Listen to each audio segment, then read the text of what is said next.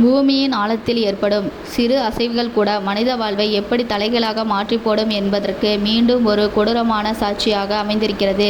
Philippines நாட்டின் மிண்டனாவோ தீவில் ஏற்பட்ட பயங்கர நிலநடுக்கம். எந்தவித முன்னறிவிப்புமின்றி திடீரென பூமியின் அடியில் இருந்து சீறி பாய்ந்த அந்த பிரம்மாண்டமான அதிர்வுகள் சில நிமிடங்களிலே வானளாவிய கட்டிடங்களை சீட்டுக்கட்டு போல சரிந்து தரைமட்டமாக்கின. அமைதியாக உறங்கிக் கொண்டிருந்த மக்களும் தங்கள் அன்றாட வேலைகளை தொடங்க ஆயத்தமாகி கொண்டிருந்தவர்களும் இந்த எதிர்பாராத பேரழிவால் நிலைகுலைந்து போனார்கள். என்ன நடக்கிறது என்பதை உணர்வதற்கு முன்பே கட்டிடங்களின் சுவர்களில் மிகப்பெரிய விரிசல் ஏற்பட மேற்கூரைகள் இடிந்து விழத் தொடங்கினர். எங்கு பார்த்தாலும் மக்களின் மரண ஓலங்களும் தப்பிக்க வழியின்றி அலறி அடித்துக்கொண்டு வீதிகளில் ஓடும் பதற வைக்கும் காட்சிகளும் காண்போரை உறைய வைப்பதாக இருந்தது. பல சதாப்தங்களாக உழைத்து கட்டிய வீடுகளும் வாழ்வாதாரங்கள் கண்முன் இமைக்கும் நேரத்தில் மண்ணோடு மண்ணாக மக்கிப்போனது மனித குலத்தின் கையறு நிலையை மீண்டும் ஒரு முறை உலகத்திற்கு உணர்த்தியுள்ளது. ரிக்டர் அளவுகோலில் 7.8 பதிவான இந்த சக்தி வாய்ந்த நிலநடுக்கம் தெற்கு பிலிப்பைன்ஸ் பகுதியில் உள்ள மிண்டனாவோ தீவை மையமாக கொண்டு தாக்கியுள்ளது. பூமிக்கு அடியில் சுமார் 63 கிலோமீட்டர் ஆழத்தில் இந்த நிலநடுக்கம் உருவானதாக அமெரிக்க புவியியல் ஆய்வு மையம் உறுதிப்படுத்தியுள்ளது. நிலநடுக்கத்தின் மையம் கடலுக்கு அடியில் இருந்ததால் நிலப்பரப்பில் ஏற்பட்ட பேரழிவை விட கடலில் ஏற்பட போகும் அடுத்த கட்ட ஆபத்து மக்களை மேலும் பீதியில் ஆழ்த்தியுள்ளது. நிலநடுக்கம் ஏற்பட சில நிமிடங்களிலே பிலிப்பைன்ஸ் மற்றும் இந்தோனேசியா உள்ளிட்ட அண்டை நாடுகளின் கடலோர பகுதிகளில் சுனாமி எச்சரிக்கை விடுக்கப்பட்டுள்ளது. பசிபிக் பெருங்கடலில் உருவான இந்த பிரம்மாண்டமான அதிர்வுகள் பல அடி உயரத்திற்கு ராட்சத அலைகளை உருவாக்கி கடலோர கிராமங்களை முற்றிலுமாக மூழ்கடித்துவிடும் என்ற அச்சம் நிலவியது. கடலுக்கு அடியில் புவித்தட்டுகள் திடீரென மேல் நோக்கி உந்தப்படும் போது அது தனக்கு மேலே உள்ள பல மில்லியன் டன் கடல் நீரை அப்படியே மேல் நோக்கி தள்ளுகிறது. இந்த ஆற்றல் அலைகளால் உருவெடுத்து கரையை நெருங்க நெருங்க பிரம்மாண்டமான சுனாமியாக மாறுகிறது என்ற அறிவியல் உண்மையை அறிந்திருந்த பேரிடர் மேலாண்மை குழுவினர் உடனடியாக களத்தில் இறங்கினர். சுனாமி எச்சரிக்கை சைரன்கள் ஊரெங்கும் ஒலிக்கத் தொடங்கியவுடன் மக்களின் பீதி பல மடங்கு அதிகரித்தது. தங்கள் வீடுகள் இடிந்து விழுந்த அதிர்ச்சியில் இருந்து மீள்வதற்கு முன்பே கடலறையின் கோரதாண்டவத்தில் இருந்து தப்பிக்க கையில் கிடைத்த பொருட்களை மட்டுமே எடுத்துக்கொண்டு உயரமான பதிகளை நோக்கி மக்கள் சாறை சாறையாக ஓடத் தொடங்கினர். மின்சார இணைப்புகள் துண்டிக்கப்பட்டதால் இருள் சூழ்ந்த வீதிகளில் குழந்தைகள் முதியவர்கள் என அனைவரும் பாதுகாப்பான இடங்களை தேடி அலைந்து காட்சிகள் இருதயத்தை நொறுக்கக்கூடியவை. உள்ளூர் நிர்வாகமும் பேரிடர் மீட்பு படையினரும் மக்களை பாதுகாப்பாக வெளியேற்றும் பணியில் முழுவீச்சில் ஈடுபட்டனர்.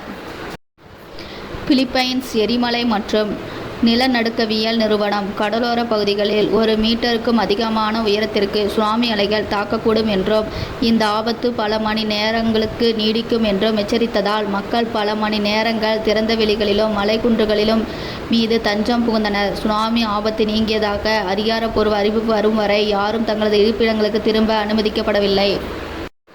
பிலிப்பைன்ஸ் நாடு ஏன் அடிக்கடி இதுபோன்ற இயற்கை சீற்றங்களுக்கு உள்ளாகிறது என்ற கேள்வி பலருக்கும் எழலாம். பசிபிக் பெருங்கடலின் நெருப்பு வலயம் என்று அழைக்கப்படும் நில அதிர்வு மற்றும் எரிமலை வெடிப்புகள் அதிகம் நிகழும் புவியியல் மண்டலத்தில் பிலிப்பைன்ஸ் அமைந்துள்ளது. உலகின் சுமார் 96% நிலநடுக்கங்கள் இந்த நெருப்பு வலய பகுதியில்தான் ஏற்படுகின்றன. பிலிப்பைன்ஸ் கடல் தட்டு மற்றும் யுரேசியன் தட்டு ஆகிய 2 மாபெரும் புவித்தட்டுகள் தொடர்ந்து ஒன்றோடு ஒன்று மோதிக்கொள்வதும் உராய்வதும் இந்த பகுதியில் வாடிக்கையான ஒன்றாகும். இந்த தட்டுகளின் தொடர்ச்சியான இயக்கத்தினால் ஏற்படும் அபரிதமான ஆற்றல் பல ஆண்டுகளாக பூமிக்கு அடியில் சேகரிக்கப்பட்டு திடீரென ஒரு நாள் நிலநடுக்கங்களாக வெடித்து சிதறுகிறது. இதன் காரணமாகவே பிலிப்பைன்ஸ், இந்தோனேசியா, ஜப்பான் போன்ற நாடுகள் எப்போதுமே ஒருவித அச்சத்துடனே வாழ பழகிவிட்டன. இத்தகைய அறிவியல் முன்னேற்றங்கள் அடைந்த பின்பும் நிலநடுக்கங்களை முன்கூட்டியே துல்லியமாக கணிக்கும் தொழில்நுட்பம் இன்னும் சாத்தியமாகவில்லை என்பது இயற்கையின் சக்திக்கு முன் மனிதன் எவ்வளவு சிறியவன் என்பதை நமக்கு நினைப்பூட்டுகிறது. சாலைகளில் ஏற்பட்ட மிகப்பெரிய பிளவுகள் காரணமாக போக்குவரத்து முற்றிலுமாக துண்டிக்கப்பட்டது. சில இடங்களில் பாலங்கள் இடிந்து விழுந்ததால் மீட்பு படையினர் பாதிக்கப்பட்ட கிராமங்களை சென்றடைவதில் பல நடைமுறை சிக்கல்கள் எழுந்தன. தொலைத்தொடர்பு கோபுரங்கள் சரிந்ததால் மிண்டனாவே தீவின் பல பகுதிகள் வெளியே உலகத்துடன் தொடர்பை இழந்து தவித்தனர். வெளி ஊர்களிலும் வெளிநாடுகளிலும் வசிக்கும் பிலிப்பைன்ஸ் மக்கள் தங்கள் உறவினர்கள் பாதுகாப்பாக இருக்கிறார்களா என்பதை கூட தெரிந்து கொள்ள முடியாமல் கண்ணீருடன் காத்திருந்தனர். மீட்பு பணிகள் ஒருபுறம் தீவிரமாக நடைபெற்று வந்தாலும் இடிபாடுகளில் சிக்கியுள்ளவர்களை உயிருடன் மீட்பது என்பது நேரத்திற்கு எதிரான ஒரு பெரும் போராட்டமாகவே மாறியது. இதற்காக சிறப்பு பயிற்சி பெற்ற மோப்ப நாய்கள், நவீன சென்சார் கருவிகள் மற்றும் கனரக இயந்திரங்கள் களமிறக்கப்பட்டன. ஒவ்வொரு முறை இடிபாடுகளை அகற்றும் போது யாராவது உயிருடன் இருக்கிறார்களா என்ற எதிர்பார்ப்பு அனைவர் மனதிலும் மேலோங்கி இருந்தது. பிலிப்பைன்ஸ் வரலாற்று நிலநடுக்கங்கள் புதியவை அல்ல. 1976ஆம் ஆண்டு மோரோ வளைகுடாவில் ஏற்பட்ட நிலநடுக்கம் மற்றும் சுனாமியால் ஆயிரக்கணக்கான உயிர்கள் பலியாயினர். அதேபோல 1990ஆம் ஆண்டு லூசன் பகுதியில் ஏற்பட்ட நிலநடுக்கம் பெரும் சேதத்தை ஏற்படுத்தியது. இந்த முந்தைய பேரிடர்களில் இருந்து கற்றுக்கொண்ட பாடங்கள் மூலமாக பிலிப்பைன்ஸ் அரசாங்கம் பல முன்னெச்சரிக்கை நடவடிக்கைகளை தொடர்ந்து எடுத்து வருகிறது. கட்டிட விதிகளில் கடுமையான கட்டுப்பாடுகள், நிலநடுக்கத்தை தாங்கக்கூடிய அளவிலான கட்டுமான தொழில்நுட்பங்கள் மற்றும் பள்ளி மாணவர்களுக்கும் பொதுமக்களுக்கும் தொடர்ந்து அளிக்கப்படும் பேரிடர் மேலாண்மை பயிற்சிகள் ஆகியவை இன்று பல உயிர்களை காப்பாற்ற உதவியுள்ளன. சுனாமி எச்சரிக்கை அமைப்புகள் உலகளவிய நெட்வொர்க்குடன் இணைக்கப்பட்டுள்ளதால் நிலநடுக்கம் ஏற்பட்ட சில நிமிடங்களிலே கடலோர மக்களுக்கு எச்சரிக்கை குறுஞ்செய்தி அனுப்பப்பட்டு அவர்கள் பாதுகாப்பான இடங்களுக்கு செல்ல வழிவகை செய்யப்பட்டது. இதுபோன்ற தொழில்நுட்ப வளர்ச்சிகள் பேரிடர் காலங்களில் மிகப்பெரிய வரப்பிரசாதமாக அமைகின்றன. இருப்பினும் இந்த பேரிடர் ஏற்படுத்திய உளவியல் ரீதியான பாதிப்புகள் மிகவும் ஆழமானவை. தங்கள் கண்முன்னே வீடுகள் இடிந்து விழுந்ததையும் உறவினர்கள் காயமடைந்ததையும் பார்த்த குழந்தைகள் பெரும் அதிர்ச்சிக்கு உள்ளாகியுள்ளனர். தற்காலிக முகாம்களில் தங்கியிருக்கும் மக்களுக்கு உணவு, குடிநீர் மற்றும் அத்தியாவசிய மருந்துகள் வழங்குவதில் அரசாங்கத்திற்கு பெரும் சவாலாக உருவெடுத்துள்ளது. மிண்டனோ பகுதியில் விவசாயம் மற்றும் மீன்பிடி தொழிலை பெருமளவு சார்ந்துள்ள பகுதி என்பதால் இந்த நிலநடுக்கமும் சுனாமி எச்சரிக்கையும் அவர்களின் பொருளாதாரத்தை முடக்கி போட்டுள்ளது. படகுகள் சேதமடைந்ததாலும் கடல் சீற்றமாக இருப்பதாலும் மீனவர்கள் கடலுக்கு செல்ல முடியாத நிலை ஏற்பட்டுள்ளது. விவசாய நிலங்களில் ஆங்காங்கே பிளவுகள் ஏற்பட்டுள்ளதால் பயிர்களும் பெருமளவு நாசமாகியுள்ளன. இந்த பொருளாதார பின்னடைவில் இருந்து மீண்டு வர பிலிப்பைன்ஸ் அரசாங்கத்திற்கும் மக்களுக்கும் பல ஆண்டுகள் தேவைப்படும்.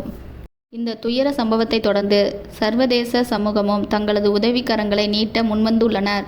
உலக நாடுகள் பலவும் பேரிடர் மீட்பு பணிகளுக்கு மருத்துவ உதவிகளுக்கும் தேவையான நிதி உதவியையும் பொருட்களையும் அனுப்பி வைத்துள்ளன. ஐக்கிய நாடுகள் சபை மற்றும் பல்வேறு சர்வதேச தொண்டு நிறுவனங்கள் களத்தில் இறங்கி உள்ளூர் அதிகாரிகளுடன் இணைந்து நிவாரண பணிகளை ஒருங்கிணைத்து வருகின்றன.